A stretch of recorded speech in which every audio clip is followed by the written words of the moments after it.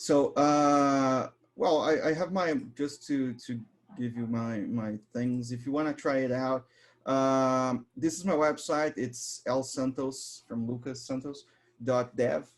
Is going to redirect you to this, and this website has all my references, all my social networks. And if you have any doubts, anything, please do contact me, and we can talk, we can chat. I'm always here to solve things. And if you want to try it out in your home, try it out your code and everything. This is the repo. I'm gonna put out, I forget we have a chat over here. So let me copy these and put on the chat. Where is the chat? Chat. So this is the website. This one is the demo repo I'm going to show you here. But the idea of this presentation is to briefly explain the gRPC protocol and the gRPC technology. And then we are going to do like live coding. And this is where everything that can go wrong will go wrong, and probably something is going to fail. But no worries. But the idea of gRPC is much like Vijay said. It's a technology that allows you to communicate services more efficiently. The idea behind it is not that it actually uses a different protocol. It still uses HTTP2 in, I don't know, under the hood, but it uses another technology called protocol buffers.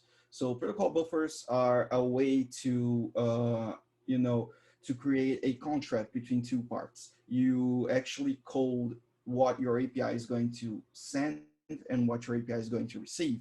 So you have like a real contract decided on both parts. You don't need like open API specifications, Swagger, and whatever things that you use to specify APIs today, because you can download these protobuf files, we call it proto files, and you can use them directly. It's like if you have like a Swagger specification that is runnable, that is executable, you can actually run them, and you can actually execute this explanation. You can execute the API straight from the proto file. Okay, so you don't need to have a very, you know, a lot of things to do. But the most curious thing, the most curious thing about the gRPC is that the concept of gRPC is not new, but the technology is. So it came from something a long time ago that's called remote procedure call, or RPC, but Java was the one that actually implemented it very nicely. There is something in Java called Java remote method invocation, which is, oh my God, Java, oh, here it is. Java remote method invocation should be, and I think it was like deprecated in 1998, but it was something that was very widely used when you had distributed systems. The idea of a RPC or an RMI, the JRMI we have like this, is that in your application you have a server and you have a client on the REST model. You have a server and you have a client. The client sends out a request to the server, and the server responds to that request. But the request itself is stateless. It doesn't have anything to do with the client or the server. It just has the required information to be interpreted by the server from the client. So we have posts, we have gets, we have patches, puts, deletes, and whatever thing. The thing with RPC, let me see if I can find here. Yeah, let me see if I can find a very nice image of it. I don't know if you're seeing this, but let me get this a bit bigger. So the idea on the gRPC stuff is that you can actually instance the objects you have on the server on the client side, because you have the contract. So on Java, since it was like very object oriented and it was very typed, it was a typed language, like unlike JavaScript, or you can use gRPC with TypeScript too, but JavaScript itself is not typed, it's dynamic. So we won't have the same functionality, but the idea is the same. So on the client, you have something that was called stub. The stub was a representation of a remote object that was called the skeleton. The skeleton is the actual object, it was the actual thing. Let's say our example we're going to do here is a note-taking app. So we have a note app, and we have the nodes we're going to insert and list and get from those things. So on the server, you have a skeleton that has all these methods: the list method, the put method, the add method, the delete method, the get method, every one of those implemented. You have this remote reference layer, which I don't think it exists on the gRPC. I haven't looked at it very further because it uses HTTP2 as transport protocol between two parts. And you have the network layer. So when you have the client, you get the proto file, which has all these definitions for your API. It's going to build up, and you can create objects from this proto file. So you can create a new node inside your client and manipulate this node remotely. So if you have like node.setID or something like this, you're going to set the ID of a node from the client, and you have to save it on the server. So you can actually call like nodes.add and node, and you are going to send a request to the server, and this server is going to run the add method, and it's going to implement it. As Vijay also said, gRPC is widely used by not only Docker, but Kubernetes uses it like a lot.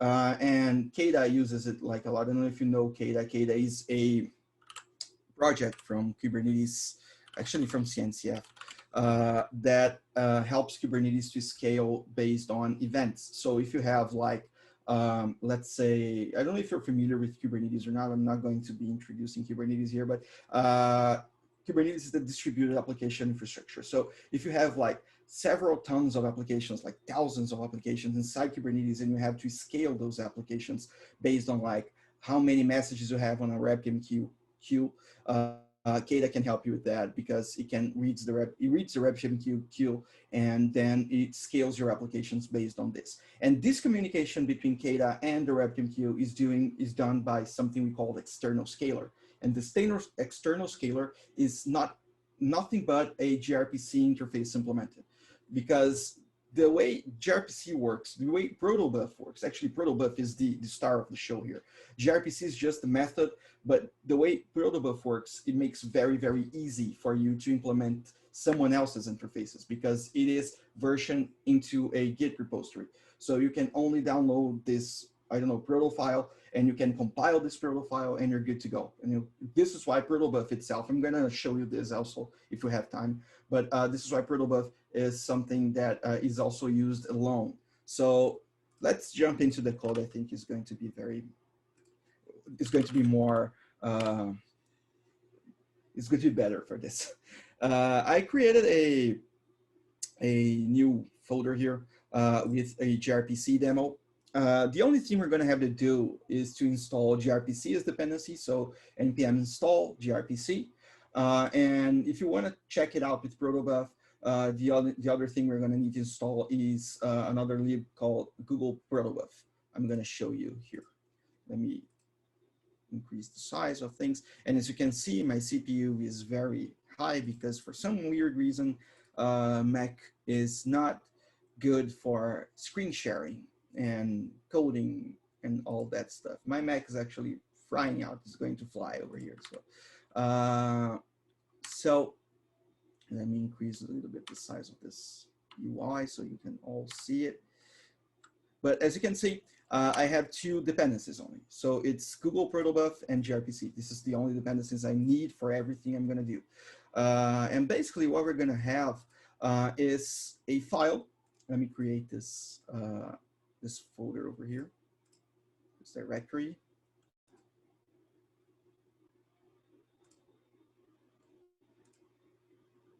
All right, Mac, let's go. You can do it.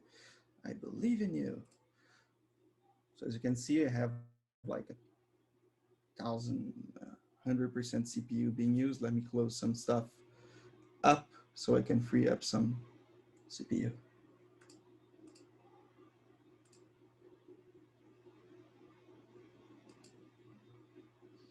All right, so basically here what we have is the package JSON file, and we're going to code something we are calling proto files, which is definitely the contract between our client and our server. So in our server, what we have is basically a file called notes.proto. We're going to build a note taking app. So it's pretty simple. I'm not going to lie. It's very, very simple. It's a very simple API that we're going to build. But the idea is not to show how, it's not to show the complexity of the project, but how we can do it. So basically what we have here is a syntax file from a protobuf file, and these protobuf files are universal. They can be used on whatever language you are, on whatever thing you are, so it has like outputs for different languages. So what we're gonna do here is I'm going to define the syntax for this. They have two syntaxes, it's Proto 2 and Proto 3. They have substantial differences, so you can use Proto 2, but the thing is that it's better to use Proto 3 because it's newer and there's some changes, like most of the fields are required unless specified as optional and so on. And we're going to create a new thing here. So when we want to define something that we're going to send or not send, in this case, we create a message. So in this case, I'm going to create a message called void, which is just an empty object. And the empty object is just like when you need to send nothing, like I need to get the list of nodes, and the list of the nodes doesn't have any input parameters. So it's a void object. And now I'm going to define my API, my service. So we have a service, and I'm going to call it node service. The node service is composed of two different APIs, which is the first RPC. Oh, someone wants to enter the chat. Which is the first RPC. I'm going to call it list. So this is the first method. It's going to receive absolutely nothing, and it's going to return to me a node list. Okay, so every RPC, every gRPC method can be either a one-way string or a two-way string. You can send a string of data, you can receive a string of data, and you can send and receive a string of data as well. So, and you can actually only receive one parameter per RPC call. So I cannot have like a list or a get with an ID and a parameter. I need to have a get with a single parameter. And this is why we generally use objects to do it, okay? The second one is the find. And find is going to receive the ID. So I'm going to send the ID, and this is going to be note ID, and this is going to return me a note. So as you can see, we have different, oh, I'm missing the columns. We have different types over here. So we have to define those types using messages. So message, we have like a message note ID. Okay, we're going to define the way we are going to receive this. So imagine you have a REST call, and this REST call receives a single parameter, which is like the ID of the ID parameter from the URL. This is the ID parameter you're gonna send, which is a string ID, and it's this one that makes the whole difference, because gRPC is essentially a binary protocol, so it doesn't care about the titles you give for all your messages and all your fields, because it's all converted into indexes. And these indexes are the way these indexes are actually the way gRPC takes to make it very, very small, because it can reference fields from their index only. You don't need to have like a whole bunch of code to, you know, do this whole pattern matching stuff to match the key name with the value, because you can only use, you can use the simple indexes. So you have to put these indexes, and they have to be sequential. So we're going to define another one here that is actually going to be the core entity. So we have message and note, and the message note is has three properties. The first one is the ID, obviously. So this is the one. The second one is the title of the note, which is 2, and the third one is description, which is 3. You can define those in any order you'd like anything like this, because it actually doesn't matter. It's going to see your index, and the order of the factors doesn't actually alter anything. So gRPC, actually Protobuf literally doesn't care at all for what you're going to do with your names and fields and whatever. Since you put all the indexes correctly, it's going to work. Okay. And there is something very nice too.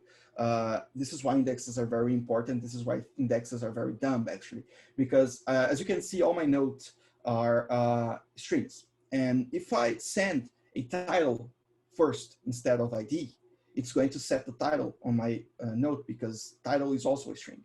So Protobuf doesn't have any way to tell which one is a title, which one is an ID, which one is a description. So basically Protobuf and gRPC does not, they don't validate anything, okay? It's up to you to validate those data, okay? So the last message is the node list, which we're going to return from the get, the list service. So we tell it it's a repeated, which means it's an array, note, so the type, and the name, node list. So, sorry, nodes. So we're saying that we're going to return a nodes property, which is from type node, and it's a list. So it's a list of nodes. Okay. So basically, this is everything that we want to do. Oh, sorry, it's returns here. It's missing an S. I was wondering why it wasn't linking this for me. Okay, so this is our contract. To understand the importance of this, you can have, like Kubernetes has several of those files in the GitHub repo. If you go over to github.com/Kubernetes/Kubernetes, you'll find tons of gRPC proto files like these. And you can download these files and you have the entire Kubernetes API in your hand, and it's actually working. And you can do communication using only those files. The way it's done, it's called, it uses a compiler, it's called Protobuf compiler.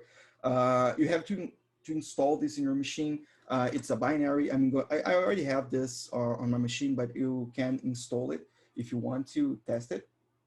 The repository already has the NPM script for compiling, so you don't need to actually understand how compiling works. But what you need to do is, what you need to understand is that Proto-C takes a input, which is a proto file, and outputs something in whatever language you want. So I think Proto-C supports JavaScript, Go, C, C++, Java, Ruby, C#, and there's something else I missed. I think it's Python.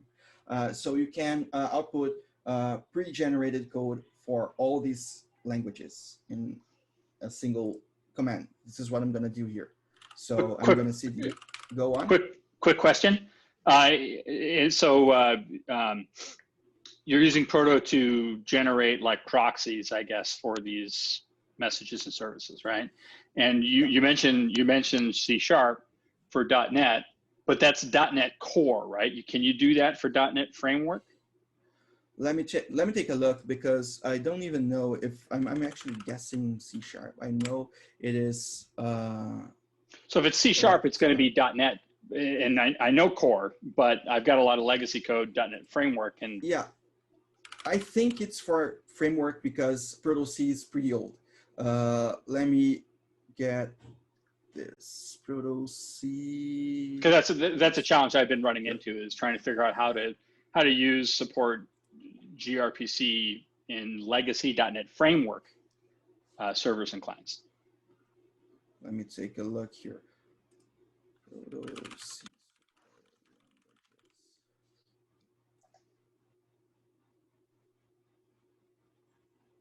All right, so the search is not that good. Okay, let's use the plain note. I'm going to search Google in another search, but all right, this is just to save time. Proto-C, and they have a, what is? I didn't want to derail you. If you had the answer off the top of your head, that'd be great. Yeah, from the top of my head, without looking into the documentation, I think it's used in C# framework, the .NET framework. Not I think it's only .NET Core. I don't think it supports .NET Framework. Yeah, this is my doubt as well, because since Protobuf, Proto-C's very old. It's not that new. And it's, as you can see, it's pretty shady where you can find it. But I don't know if it's very documented on this. But if it is anywhere, I think it is on the Proto-C. Here, Proto-C, just Proto-C. C++, Protobuf releases. Oh, here. So this is the definition. So C#, yeah, it only states C#. But I don't know if it's for core or not. So as you can see, there's a lot of other languages. So PHP, Dart, Go, Ruby, JavaScript, C#, Objective-C, Python, Java, C++, and C++ because it's already built on top of C++. So it's built on Net 4.5. So it supports 4.5 and core. So it's both of them. So this is nice. Okay, so it supports both of them. I'm gonna send you the link for this repo so you can take a closer look at it. I'm not looking into the chat, okay? Oh yeah, Ken saved me a while ago, but I wasn't looking at the chat. Thanks, Ken. But getting back to the code, it can generate files from all these languages, so it's a lot of languages, and it generates like a huge file that's going to be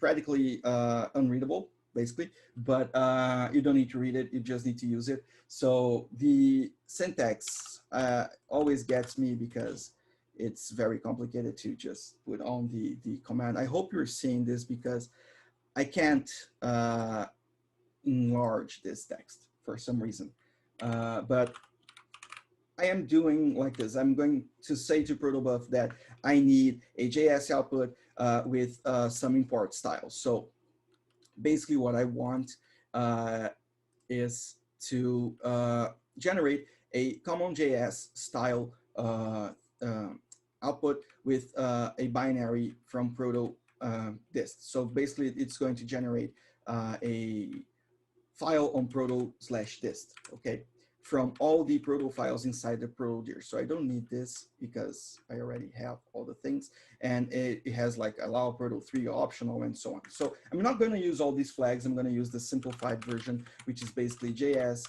out, and I'm going to chainly copy from our compile script over here. So common JS binary, and just here and dot, because I want the output file to be on the same folder am proto/notes.proto.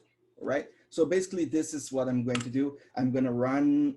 Oh, I don't need proto because I'm on the right directory here.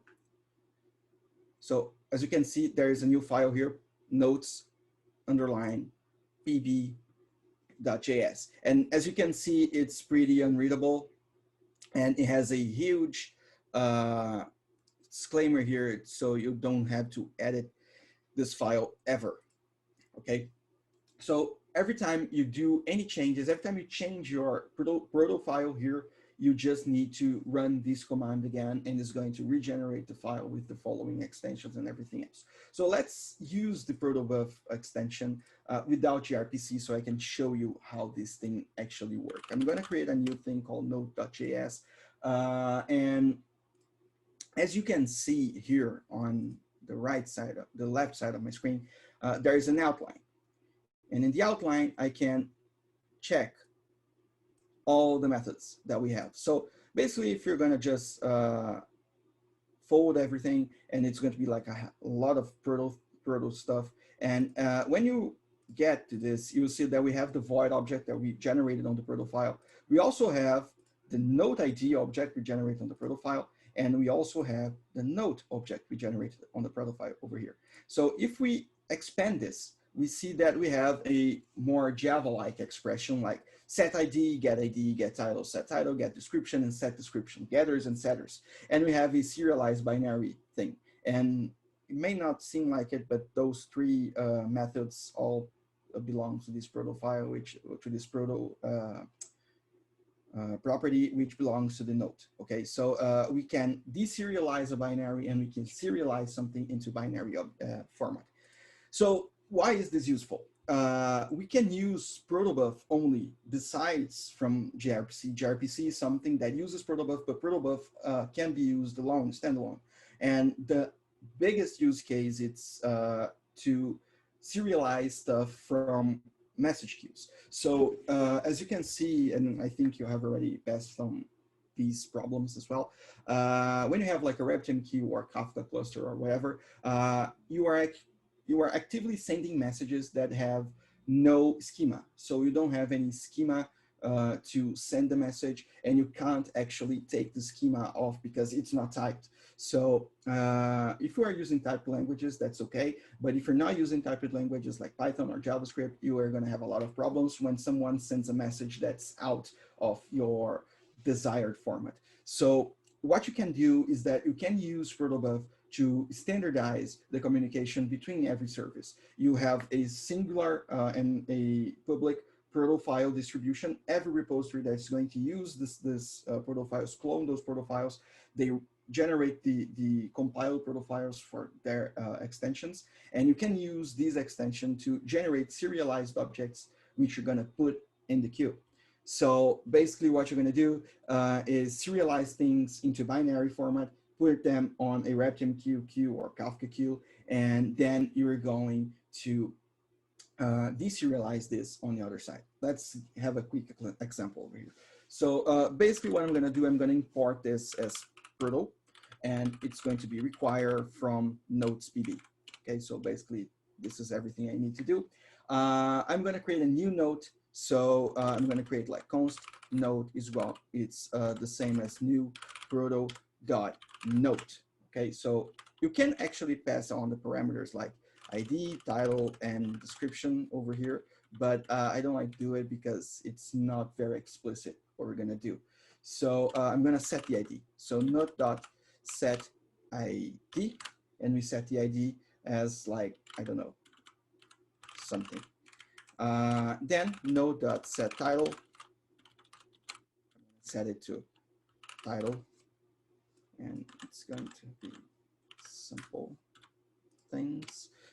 Node.set description, and this is going to be desk. Okay, so basically this is it.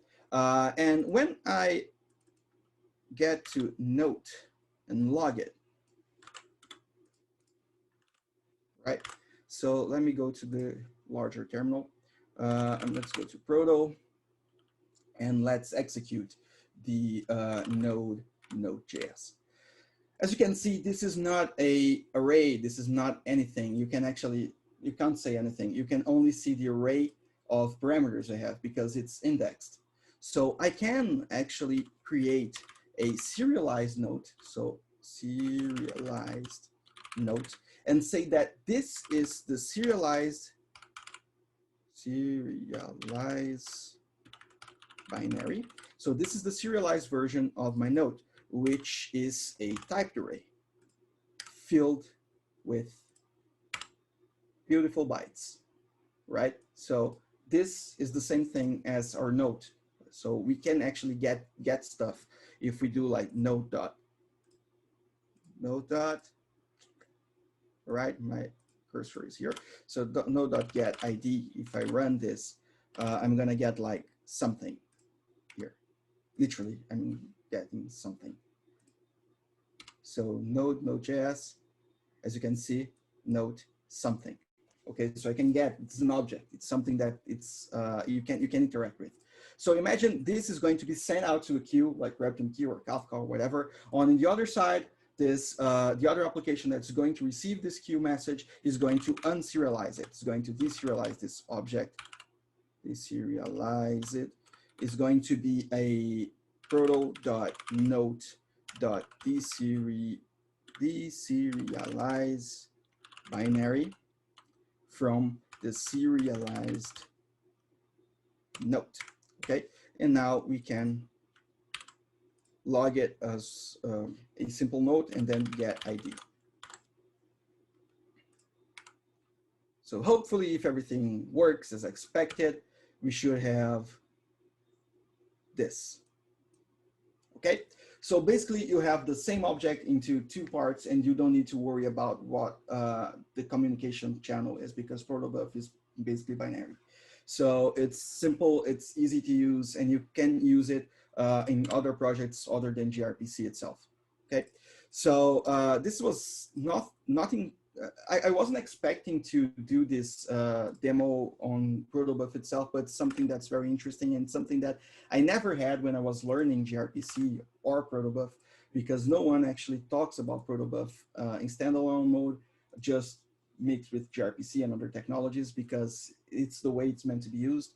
But it's interesting for you to understand how Protobuf can be used alone without the need of gRPC or anything else. You can serialize and deserialize stuff using JavaScript and Protobuf. You can communicate everything, even with REST using Protobuf. Okay, so you can use this technology. You can leverage parts of it, not only the gRPC stuff.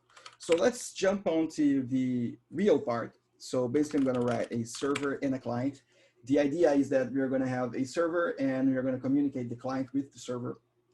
And we're going to create some nodes, list some nodes, and get the nodes. Okay, so the first part we're going to have to do, the server is actually a pretty simple thing. We are going to import the gRPC stuff.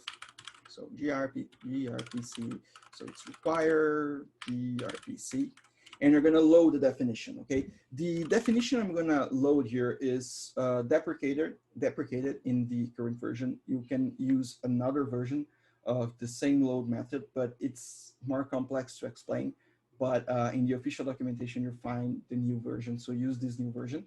Okay, so I'm going to call it nodes definition, which is basically the automatic process of gRPC serializing and compiling your file. Okay, so what we have, like it's gRPC dot load. So I'm gonna pass on my file name. So I'm gonna go on and give the nodes.proto path. So I'm gonna require the path lib here. I'm gonna resolve this to dir name, so we can avoid problems with dirs. And I'm gonna get into proto and nodes.proto. So this is what I'm gonna do, and basically it's going to compile the proto file and give me a definition, a service definition that gRPC can read. Okay, it's basically a huge JSON file with a lot of things. So I'm gonna build up my database. So we have nodes, and my database is like ID 1, title node 1, description node 1. Okay, so this is the first node, and surprisingly, this is the second node. Now, what we're going to do is to implement the methods that we are going to call. Remember that we created two methods. We created list and we created find. So if we want to add a new method here, we can add like add method. We can create this method. Okay, this is from person to person. So this differs from person to person, the way you do this, because gRPC is based on callbacks. I know it's pretty odd, but you can create these promise-like things, but you have to call the gRPC callback. Okay, so the idea here is that I build the functions on their separate scope. I don't build them on the server implementation. You're gonna see how this looks like. So what I want to do, I have to create a function which has the exact same name as the RPC name. So it's list with a capital L. So it's function list with a capital L. It always receives the first parameter, which is the request, and the second parameter, which is the callback, which I'm going to call just CB. Okay, this CB is the most important part of gRPC. Okay, so to list everything, I just want to return the whole list. I just want to return the whole nodes thing. So I'm going to return CB the first parameter is always the error, so it's null. I don't have any error. And the second parameter is the return, the message we're going to return. Okay. So now the other part is function find. It's going to take a request, and inside this request we have a parameter. We have all the parameters we send. Like, so if we want to send, if we want to create like a message like note, and we have a RPC add, which receives a note and returns the same note that was inserted, I would have all those three properties inside the request. So it would be like request.id, request.title, and so on. Okay, I'm gonna just leave it over here, but I'm gonna comment it out because I don't want to create this right now. So find is going to receive an object, which is the request, and this request has another object we need, which is the ID. So I'm just extracting them out. I could just leave it like request and use it less as request.id, okay? And the callback, okay? So I could, so it can be clear, I could do this, okay? So const ID equals request.id, and I could just remove this and use request, okay? I can do the same thing, but this is exactly like this, right? So basically what we're going to do is that we're going to return the result of the array find from ID. So basically the first callback we're going to call, so it's null, I don't have any errors, and the object we are going to send back, it's notes.find, and we're going to send the predicate. So note and note.id equals ID, okay? Basically, this is what we're going to send back to the user. And now we create the server. Server equals new gRPC. gRPC.server. There's a new here. And well, since I am creating the new server, I have to add this definition to the server. Okay, I loaded the definition, but I need to add it to the server so the server can understand what it's going to serve. So server.add_service, which is here. And the service is notes definition dot note service dot service. Okay, and this is the implementation. This is why I said I like to do it this way, because I think it's more organized. But it's basically an object, and in every key you have the services. So I could do it like this. I could do it like this, list, right? So list underscore CB and implement the whole thing over here. Okay, I could do it, but it would be like a huge object, and I don't like it. So it's pretty much, it's really easy to do just like this, list and find, right? So this is what we're gonna do. So this is the implementation of that service, okay? And now we create, since gRPC uses HTTP2, so it needs a SSL certificate. We need to create this as insecure because you're going to use it locally. So I'm going to create insecure, but you have to create it using your own TLS secret certificate if you want. So I'm going to create server.bind. I'm going to bind it to all the interfaces at a random port, let's say like 9756. And I'm going to use the following certificate. Server credentials dot create and secure. Okay, so this is where you put your certificate. Okay, and in the end of this, server dot start. Right. So this is everything we need to do for our API to work. So if you have more services, you can implement them here. You can implement them on other files. You can, if you're using TypeScript, it's very nice to use a barrel. So you have like a file with which is like index.ts, and you just import this file using require inside this implementation parameter, and it works like the charm. And we can actually run it. So if we do like node source server, it should work. All right, it should work. It's working. As you can see, there's a deprecation warning because I'm loading things without using the proto loader module. which is now the new standard. You have to download the protoloader module, but it's very documented. It's very well documented on the documentation. And now we're jumping on to the client. So this is where things get interesting for real. I think I'm talking a bit too fast. Is there any doubts, any things that you want to ask, everything? So we can have a conversation without me just mumbling around.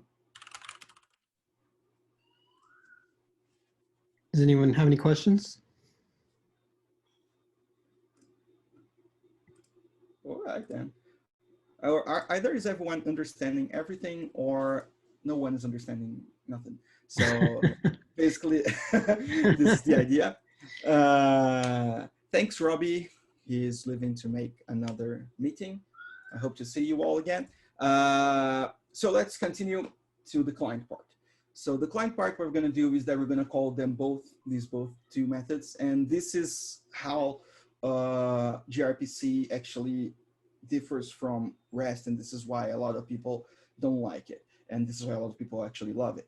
But the idea is that we're not going to do a single network call. We're not going to code a single network call. It's all going to be automatic. It's magical, but it's basically think of it as a framework, okay? And you call it and it's going to do all the networking part for you, okay? So we're going to import it just like we did on the other part. So I'm just going to copy these first two lines because it's the exact same thing. So you have the nodes definition and you have the gRPC stuff. When you are building like Kubernetes native applications or something that uses gRPC, like Docker uses gRPC or Containerd uses gRPC, I have a very good article on my blog that I use Containerd as gRPC to communicate stuff from Golang. And all of them needs to import the proto files. These two lines are the most important lines in every gRPC server or client because it needs to be there. It cannot be omitted. Okay, so basically the only thing different is that we're going to instance a new client. So the client is basically a new nodes definition dot node service. So here we used nodes definition dot node service dot service. So this is the service that the server can understand, and this is actually the node service itself. It takes a parameter which is the server address. So we're listening on localhost. I forgot the port. It's 9756. So 9756. And again, it needs TLS certificates. So gRPC dot credentials dot create and secure. Okay. So it needs both certificates on both sides. Okay. Now the thing we're going to do is that we're ready to call it. So we're ready to do our work and call this remotely. So we're going to do just like client dot list, and this is the first parameter. We don't have any parameter, and it takes a callback, which is error and the node list. Okay. So now we do like if error, throw error, nothing so far, and then console.log nodes. Okay, we can do the same thing on the client.find. So the first thing we have to do is to pass on the node we want to find, right? So the node, the find takes a node ID, which is basically a string ID. So we just go on with a ID. So let's go like what, 1, and it takes the callback error and the node. So if error, throw error, and if not node.id, because node always exists, return a new console.log node. Let's put this 1, node not found. Okay, node not found. And if we find something, we return node. Okay, this can be promiseified. This is the most annoying thing in gRPC, all takes callbacks and stuff, but this can be promiseified. You can just promisify stuff like you do with all callbacks. You can create and promiseify all those methods. So it's kind of easy to do it. And this is everything we need to do, all right? So if I run node source/server and open another one to use the client, let's see if my computer doesn't crash. It's going to work. Hopefully it's going to work. Enjoy the time to make some questions, talk, whatever. So node source client.js. And when I run this, it should take a while because it needs to create the certificates and so on. So the bootstrap is a bit slower than REST because it's not that stateless, but it worked as predicted. So as you can see, I called find last, and it's showing me first. So because find, it's a bit faster than the list one. So as you can see, I didn't do a single network call. I didn't do any REST calls. I didn't have to ask the backend guy or the front end guy which route I need to take, which parameters I need to take. I didn't need to go on and search for thousands of years of documentations lost in some company archive or something with, well, I never worked at a company that had a good API documentation. So basically, well, if the API documentation existed, it would be like a win for us. But most of the times API are not documented, and in this way we can not document something. We have to have the proto files.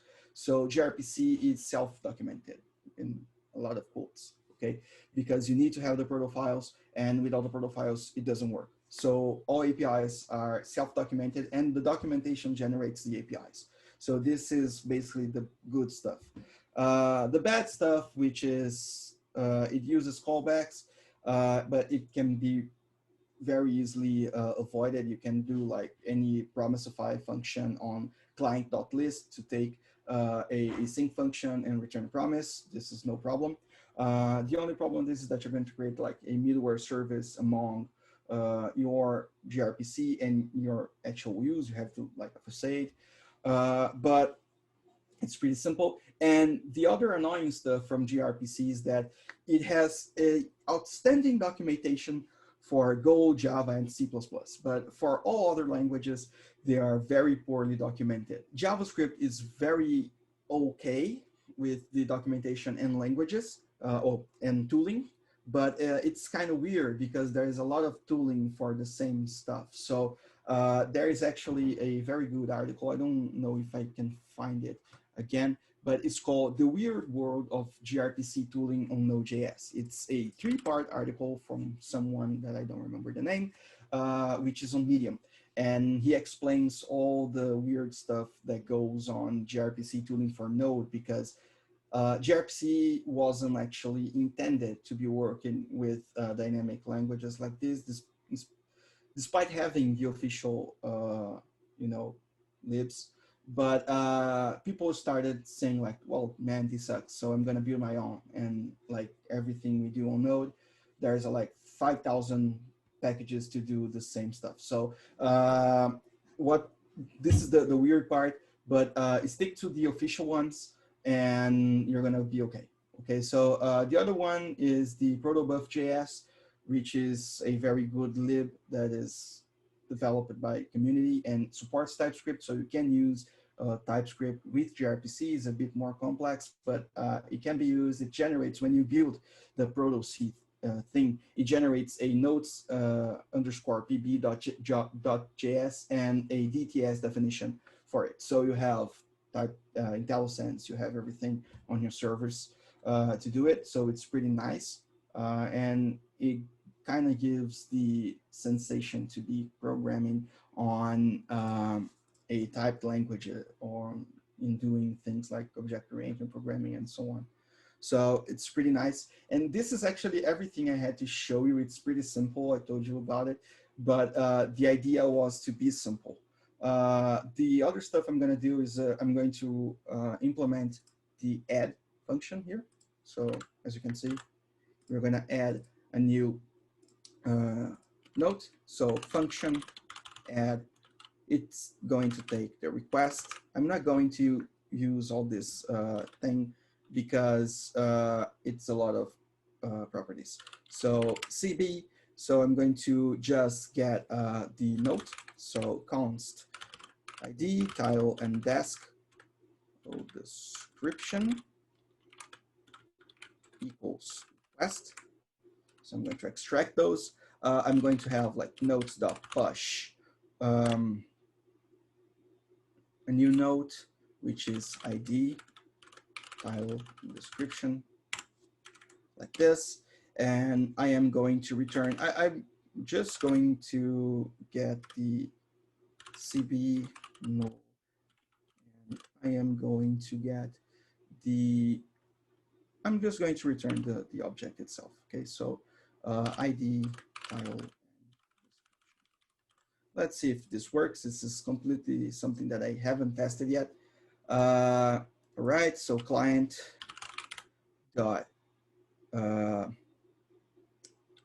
add, yeah, client dot add, and we are going to send a request to it. So we're going to send the ID, so it's going to be 3. We're going to send the title. I don't know if it works like this, but let's say title 3 and description desk 3, right? Function error note, same stuff without this. Let's see if it works. Right, so it's spinning up the server again.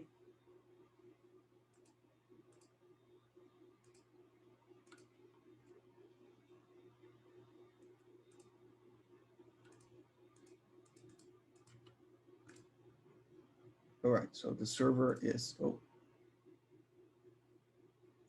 sorry. Oh, this is something. It expects all the method handlers to be added. So I created the add method here, but I didn't add to the implementation here. So I need to add it. It's going to complain if I don't. So we just do like Control C and spin it up again. So, all right, it's being used. And then we do the client stuff. And hopefully it should work. Let's see. Yeah. No, we didn't. Because it didn't pass on the parameters on the right stuff. Right, so here. I think this is because I used an object instead of an array. So let's take it off and take it off here. Right. So let's run it over again.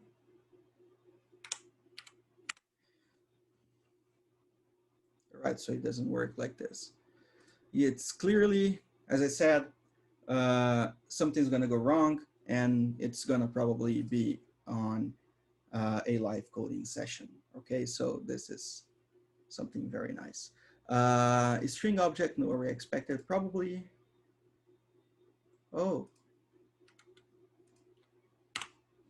one moment.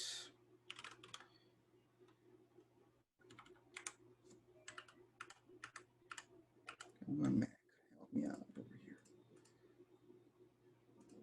Okay, okay.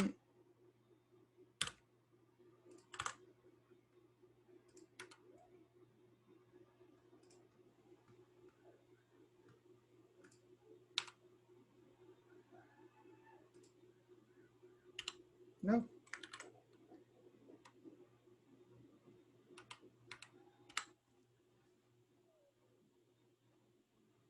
Argument mismatch. Is it defined in your service? You know, like when you were setting that up at the beginning? You know, like, I'm gonna say it adds a node, takes ID and title and description, and it is defined here as well. So ID, title, and description, it pushes everything from the request. All right, it shouldn't be that hard. Why is it not working? Let me take a look at it. This is the other weird stuff when using gRPC with Node.js without TypeScript. You don't have any way to tell how these services are going to be called because you can't actually understand how they're going to be called over here. So there's no documentation or something that you're not going to be using for this. So you can have a object here because it has an argument mismatch. And you cannot have a array because it's actually an argument mismatch. The weird stuff that it worked on other versions, I probably updated to the newest version and it doesn't work anymore. So I'm gonna be correcting this and I'm gonna put it on the repository so you can have everything set up over there, right? yeah, So, no problem. You know, and typically, like when I look at these kind of like, you know, APIs and stuff like that, you know, like the way this kind of flows to me, at least like when I take a look at it, you know, it's like you were saying, like it's simple, similar to like stuff that you saw in Java a long time ago, where you have like an interface and then you define the implementation, then you know, basically like here, I think the weird part to me is that like the parameters that you're throwing in don't have any kind of like schema shape or anything like that. So, I mean, when you add like typically in like a programming language like Java, you actually just add the object and then it maps over to the to the backend, and the backend like, you know, says, okay, I got this new file object or I got this new note object, and then it saves it to the server. Whereas here, it's kind of like you're passing in a string or passing in an array, passing in an object, passing in multiple different types of arguments, and it's saying argument mismatch. So to me, like maybe it's just because of that, like the types are not matching. Is that correct? yeah, as you can see, it actually worked. So we have the first time I did it, it actually worked. So we have the request, so we have ID, title, and description. For some reason, it's not adding it up here. So I don't know why it's, let's log it. It shouldn't be, I understand what you say. It's gonna be pretty weird if I needed just to add a array of objects, right? So this is why I thought it was like very difficult to understand, but it wasn't like this. So this is what I'm thinking. This is something I think I'm doing wrong, probably. So let's call it over again and see if it happens, because I have the request stuff over here. Sure. So it's undefined because of what? I do have a request ID.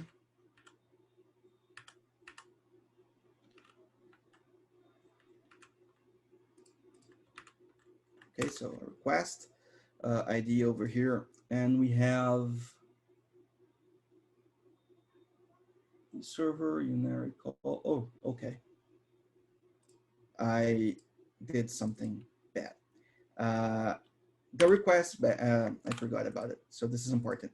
The request has a request object. You can call it like, a lot of people call this call because it's a server unary call. So you have call.request, okay?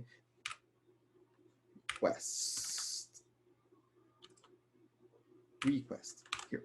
But most of the time, what you're going to do is just use the request object. You don't need to use all the other objects. So we're just going to put here like request.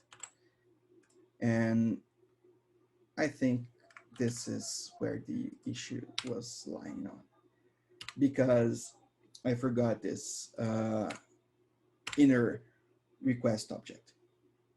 So we're going to have a node 3. So now it works. Yeah. Okay. So it's good that these things happen, because this is how gRPC is actually used among like a lot of services. A very new technology, not new, but it's not being as much used as REST.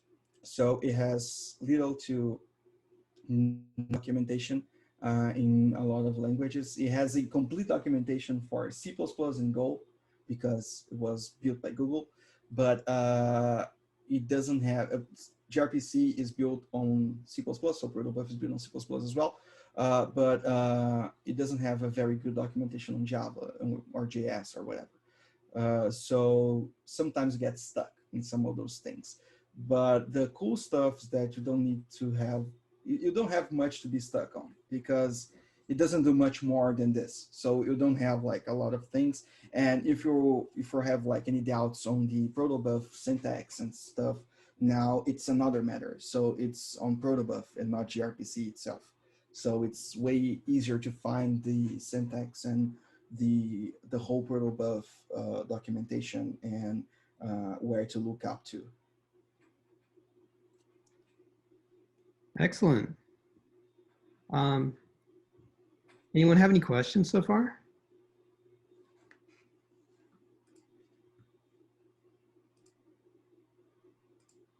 And also along with that too, I know sometimes like the stuff that we cover, in this group can be kind of high level or, very technically advanced. But we just kind of like, try to cover different topics, sometimes even if it's complicated or quite complex or whatever, I think it's a chance to kind of preview, something new. Maybe the first time you see it, it might be difficult, but then later on, like as you get used to it, it starts making more sense. And you're like, oh yeah, you know what? This is not too bad. I kind of get the flow. So, I mean, just like, for the people watching, I mean, and, even if you're watching this later on YouTube or something, feel free to, just either now, like kind of say what you feel, or maybe leave comments. You can use the chat as well.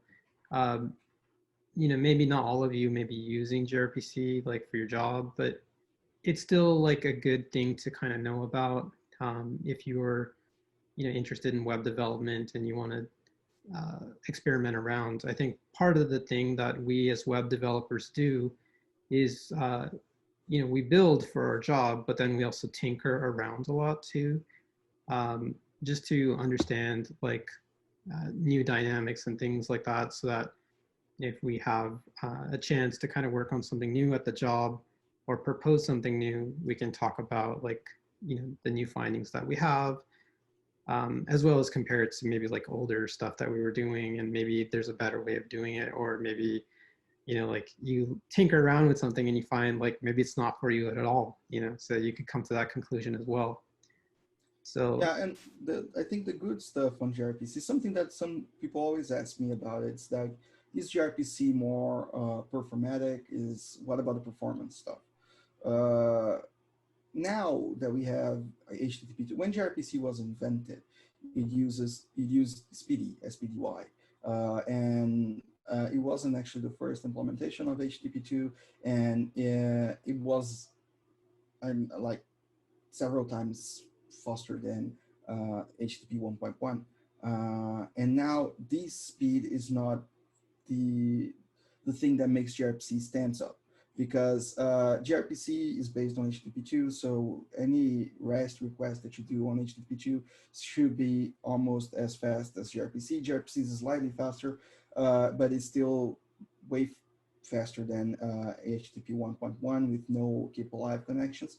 But the good part of this is that gRPC actually is isometric. It kind of works everywhere at the same time with the same stuff. So there is a repository called gRPC Web, which is great because you can use the same thing I use here on any web browser. And the things you can do on this, it's very important because like containerd. Containerd is basically a daemon with a gRPC, an exposed gRPC interface. So if you access the socket from containerd, if you have like a way to access the socket from containerd from the web, like with an envoy proxy or whatever, you can control containers using only the front end. You don't need to use the backend. You don't need any backend to use it. You can create a full application to manage containers just like Kubernetes does or just like Docker does, straight from your site without doing anything else. So this is the power that gRPC actually provides you, the way so you can, I'm going to write about this on my blog, but there's another article about this gRPC and containerd stuff that is awesome. Unfortunately, my blog is in Portuguese, so if there's any Portuguese speakers over there, my blog is blog.santos.dev. But the idea of gRPC is to unify things, is to make the development standardized. So you have the contracts on both sides, and you have the same implementation of servers on both sides. So if you do have a proto file, you do have the implementation of the server. You don't need to ask anyone else.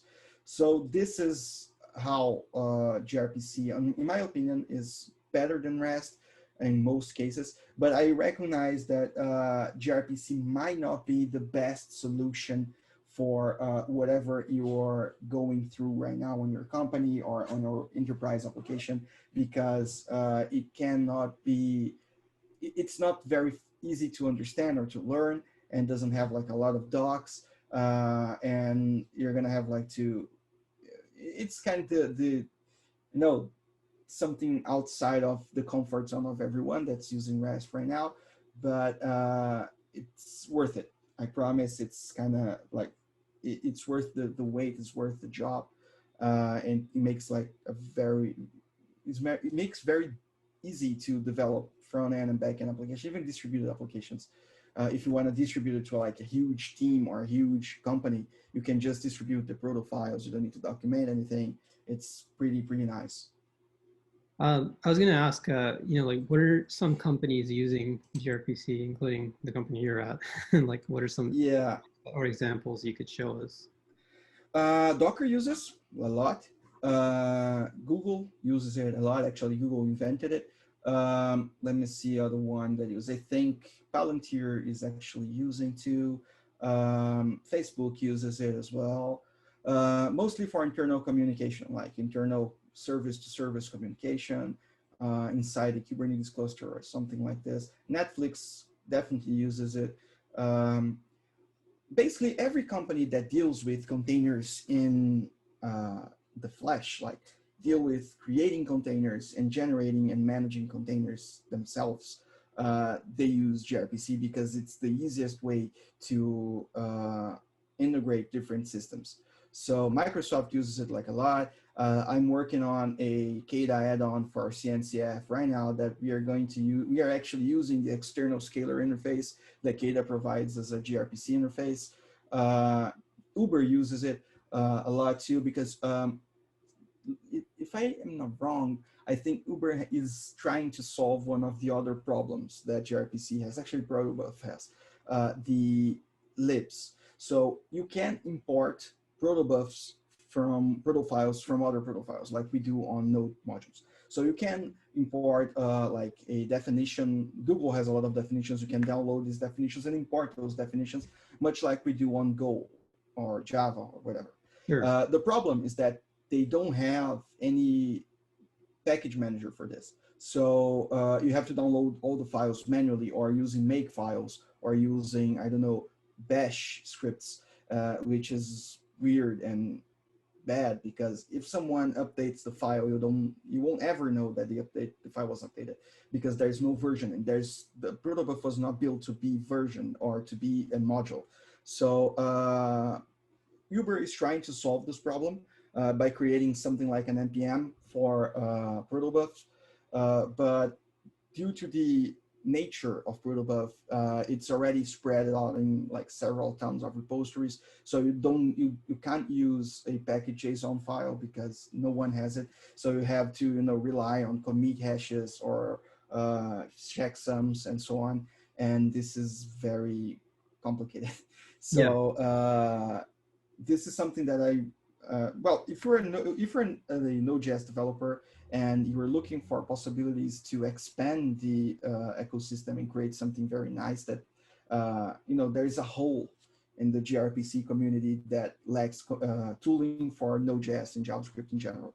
So this is a very good area to be tackling right now if you are like a lib developer or an open source developer. Awesome. Thank you for that. I mean, like, yeah, exactly like what you said right there. Like, if you're looking for work, trying to learn something, this is probably exactly what you should be doing right now. So if you like gRPC and you're like trying to create, or you want to have an open source repository that's people likes, or if you want to have a public repository that other people uses, gRPC is something that's needing help. So GraphQL is another one. So this is something too. For sure. Any other questions, like from the audience? Let's see. Let me check chat too. No one. Kevin, what about you? You're awfully quiet. Kevin Ashworth.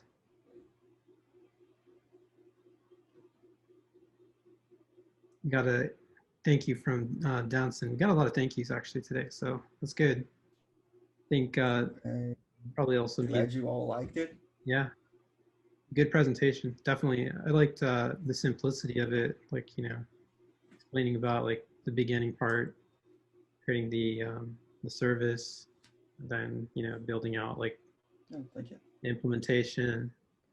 Yeah, so it was the original presentation I did for this was at a Brazilian event. I'm in Brazil, I'm in São Paulo. So I did this presentation for a Brazilian event. It was like in the beginnings of gRPC here in Brazil, not the beginning of gRPC itself, but it was the beginning of people knowing what gRPC is in Brazil. And it was designed for a Portuguese audience. So I converted it, but the idea was to have a quick and simple presentation to be given in like half an hour, so you could understand what gRPC is and how it works. And there is a slide deck attached to it on the GitHub repo if you want to take a look, but it's mostly everything I showed up over here. Awesome. I guess like outside of code, or inside of code still, what all do you do? Like do you go to any other meetups? Are you part of any other groups? Like how do you stay like on top of stuff, outside of Microsoft and all that? Well, right now it's kind of easier to get on top of stuff because my work actually is to get on top of stuff. So I go actively looking for some things. But before it, I also organize a few meetups here in Brazil. One of them is NodeBR, which is the Brazilian Node.js community. Nice. And the JavaScript São Paulo, and TypeScript Brazil. It's a lot of communities, VueJs São Paulo, and I also participate on Docker São Paulo too, and DevOps Brazil. So, but as more as a speaker or something, but those first three are the ones that I actively organize. Before the pandemic, we had monthly meetups, but now people are getting kind of tired of online events over here. So we're waiting until everything goes back to normal, so we can do in-person events again and continue to grow. So I appreciate the work you do with the JavaScript LA and HackBuddy. I know it's like a very hard work to do and something that you have to, you know, give yourself a lot. I've been doing this organization like for 4 years as well, and it's something that takes a lot of time, and you need to be very, very passionate for what you do. So congratulations for the meetup. Congratulations for the community. It's Yeah, awesome. yeah. Thank you for that.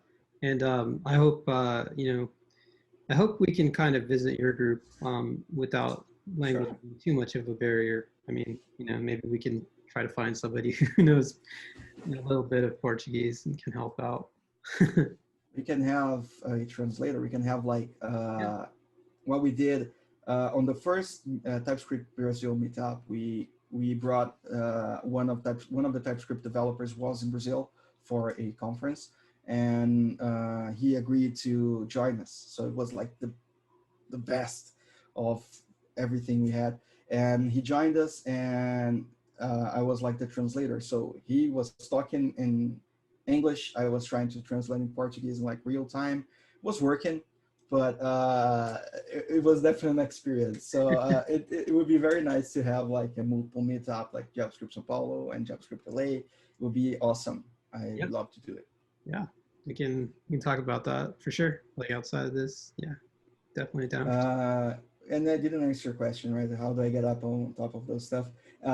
Basically, I read a lot. I I join like a lot of newsletters on, I don't know, like JavaScript Weekly. Yeah. I'm a member of some Brazilian newsletters as well. There is a podcast which is called a Morning Loop here in Brazil, and it's like a newspaper from Tech News. I I contribute to them with a small amount, and they send me every week an email with all the news in the week, and I try to read every week. And something that I do that helps me a lot as well is that every month in my blog I publish a monthly newsletter on a news, being everything that happened on my blog and other news. So this helps me get on top of stuff, and I'm always actually reading about JavaScript. And despite I'm not actively working with JavaScript anymore, I'm using containers, but containers use JavaScript, so Sure. I'm kind of working uh, by reference and by reflection on this, but I still like to know about JavaScript a lot. So I know a lot of people who works from JavaScript. I know a lot of people who works with JavaScript, and they send me some news and some things. But mostly the biggest source of news is like Medium, Dev2, and sometimes the JavaScript weekly reports from emails and stuff. So I have like tens of thousands of reading lists to read every day, and this Yeah. can take some time. Takes a lot. It's Yeah. It does. yeah, it takes a while. Yeah. I mean, even same with me. I mean, there's a lot of information sometimes to go through, and I think like it's you know, sometimes like I think you kind of have to take a step back. You know, with all the new stuff coming out, um, I feel like sometimes like I see stuff come out, and I feel like, you know, the thing might be new and cool, but I feel like sometimes like we're reinventing the wheel a little bit rather than kind of moving forward.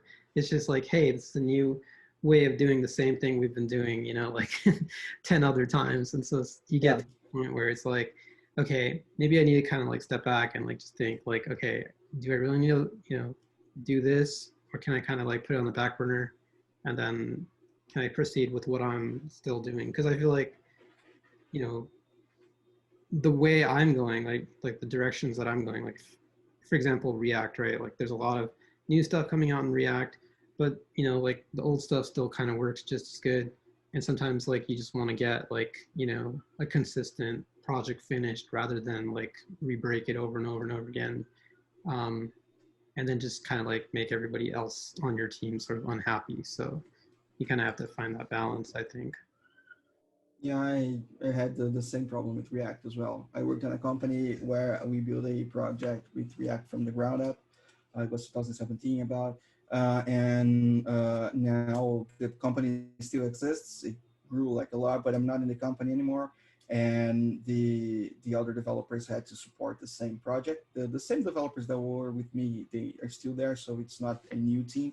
But the problem is that React does a lot of breaking changes. So every time you update to a new version, you have to spend like 3 days just correcting breaking changes, and they simply couldn't, manage to do it. So they took the easy way out, so they don't update anymore. So basically the idea is that React is always fixed on the same version, and someday they're going to update everything to a new version using hooks and so on. But this is not going to be today, and probably not in the next few years. But what you said is correct. So we're kind of reinventing. I think we're moving forward faster than we can actually walk. So Yeah. some things are getting out of hand, like front-end framework. I think today, backend had this a few years ago. It exploded, everything working with a lot of stuff like Node.js getting, being one of the top frameworks of runtimes in the market, JavaScript on the backend. Then we got Go, Rust. We have a lot of things, but Yes. backend is kind of quieter now. There's nothing too fancy or too breaking, being launched. But front end, I think it's on fire. So front end is getting a lot of new things every day, and we have like tons of thousands of front end frameworks. So we have Vue, but Vue is too slow. So now we have React, but React is slower than Vue. Now we have Angular, and now we have Svelte because Svelte is faster than everyone. And now we have Preact, Inferno. We have a lot of things just because we save like 3 microseconds on every request. So Right. sometimes we're getting very, purist on what we think, what we do, and we are forgetting about I think the real business of this thing, of the creating software for people instead Exactly. of creating tools for software developers. So we have like this is to explain this a lot. We have the war for the package manager war. Like we have npm, which worked just fine, but it was too slow. So Facebook created Yarn, which was exactly like npm, but it was faster. So okay, it's a good way to use it. I use Yarn 1 a lot. Now Yarn 2 completely breaks down everything we know, and it's completely unusable. But if you're using React, you need to use Yarn, and there's those things because it's Facebook. And then there is PMPM, because who needs to have less problems with node modules when you can have more problems with syn-linked node modules. So now you have like 3 things that does exactly the same stuff and are based on the same stuff. They create exactly the same stuff, and everyone uses different ones because they want. But one is not compatible with another, and I don't know. I feel like npm is the one that's they're trying their best to be compatible with yarn files and pnpm files, but it simply doesn't add up. Like we have yarn log, pnpm log, shrinkwrap.yaml, and a lot of things like this. So I understand. I agree with this. We are creating a lot of tools instead of softwares. We have the gem stack explosion. So this is the thing. Nathan, I think, brought a very interesting topic. So instead of using just a streamlined developing experience, we have like a ton of things to do with it. Yeah. Like if we use like a lot of CMSs like Drupal and WordPress, and back in the day, if you're going to build a blog, you just start WordPress or Drupal or whatever. Now, if I ask someone a simple question, I ask myself this question when I built my blog: what am I going to use to build my blog? So there is Gatsby, there is Hugo, there is Hexo, there is Jekyll. I can use VuePress, I can use React, I can use Vue, I can use Angular, I can use Svelte, and I can use HTML. I can build my own CMS. I can use Strappy. I can use Next. I can use Vercel. There's a ton of Too many. things, Yeah. and it's like, Yeah. why? I'm gonna build my blog. Okay, so I didn't want to use WordPress because I had like a lot of problems with WordPress, and I had to choose between a ton of things. And when I chose Hugo because whatever, I got hates because I chose Hugo over Jekyll or over things. I said, dude, why? It's just a blog. So why? I Exactly. think we're getting very, very technology addicts. Yeah, We are defending technology instead of just using it as a tool. exactly. All right. So good talk so far. Just want to like give one more chance for anyone to ask any questions, and if not, then I guess we can wrap it up. And you know, we can always have you come back, Lucas. Sure. Truly enjoyed this talk, and actually want to talk to you more offline. But yeah, anybody else with any questions?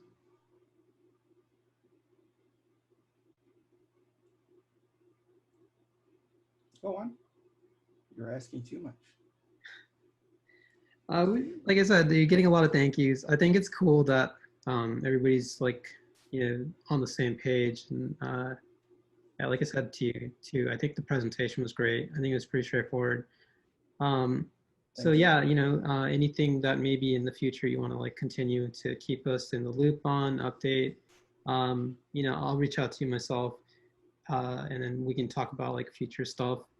But yeah, you know, I think everybody else too, like if you have questions, I see one from Nathan, um, you know, like with gRPC, I definitely recommend you to check it out. You know, just do like simple search, you know, get an idea of what this thing is. Then, you know, Yeah. go visit Lucas's I blog. hope to. I hope we can do like a further session someday using gRPC with TypeScript because it's very nice. I think it's the right way you use it. So I'm gonna put something together, and maybe we can do it again.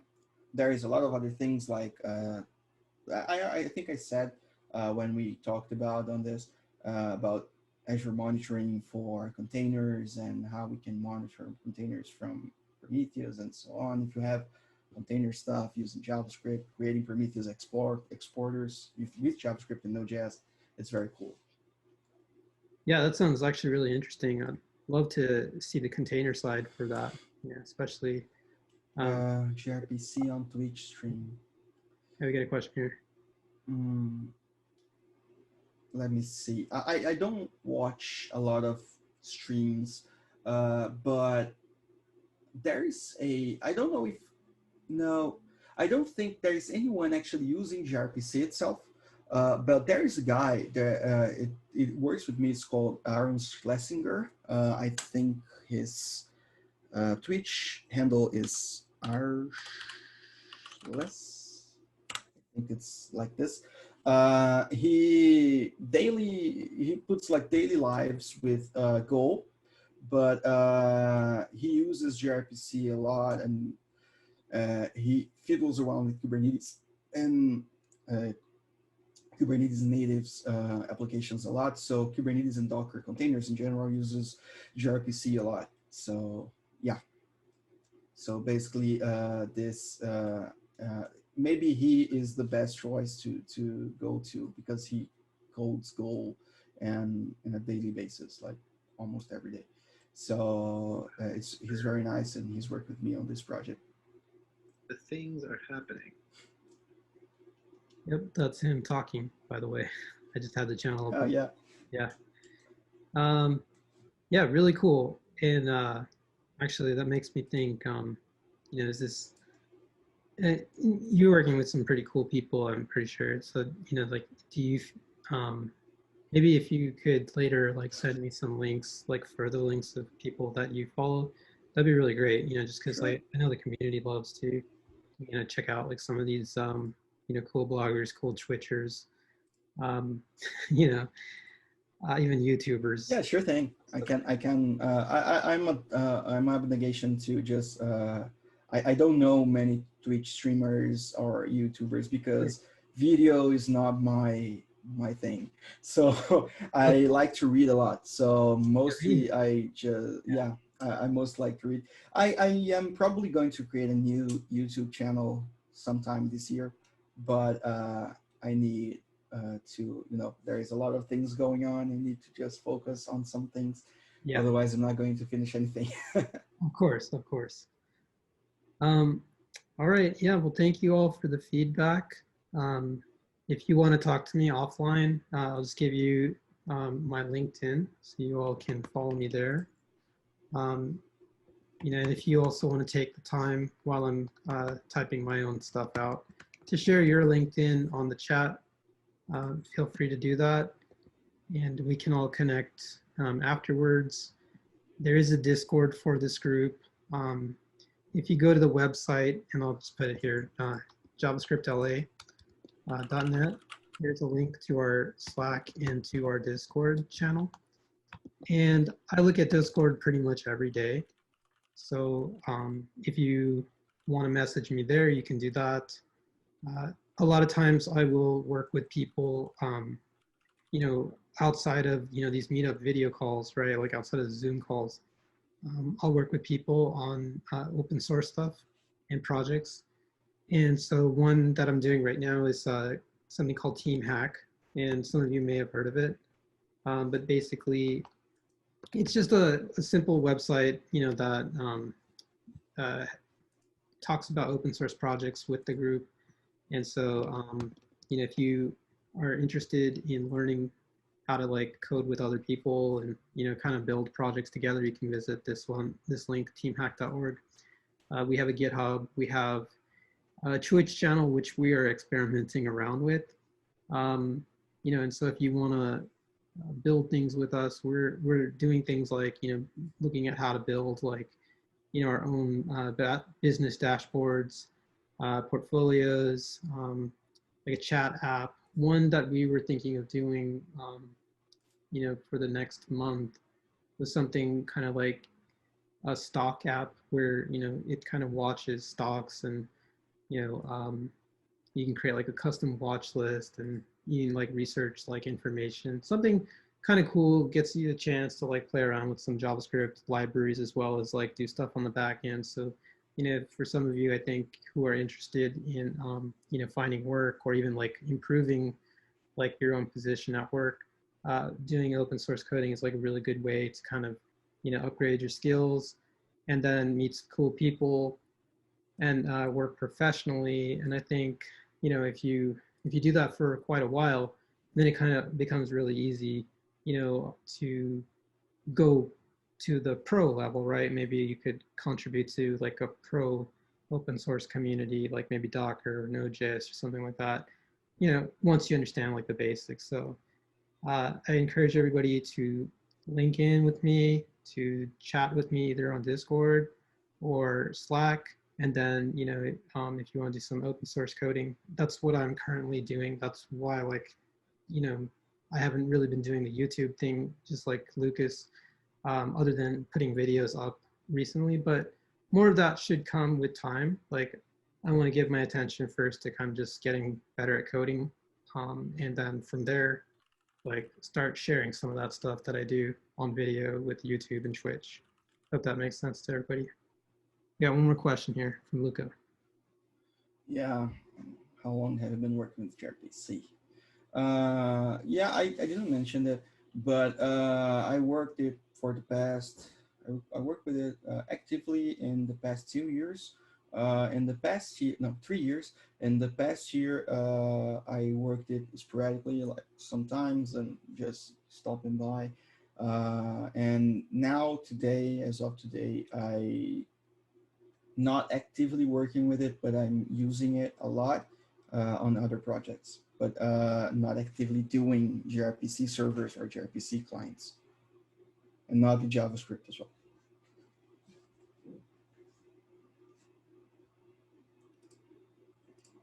All right, everyone. Thank you so much for coming tonight. Great attendance and then great presentation all around. Lucas, thanks for your time. I appreciate it. And look forward to seeing you again soon. Same here. Thanks a lot for the opportunity. Love to see you all. Glad you all liked it. If you want anything, if you have any doubts, please come to me on any of my channels. Anything, I am glad to help everything and whatever. If you have like doubts, if you want to just talk about code or technology, just ping me up. I really love to do it. I may take a while to answer, but I will eventually. All right. Thank you, everyone. See you all. Yep. Bye-bye. Have a good night. Bye.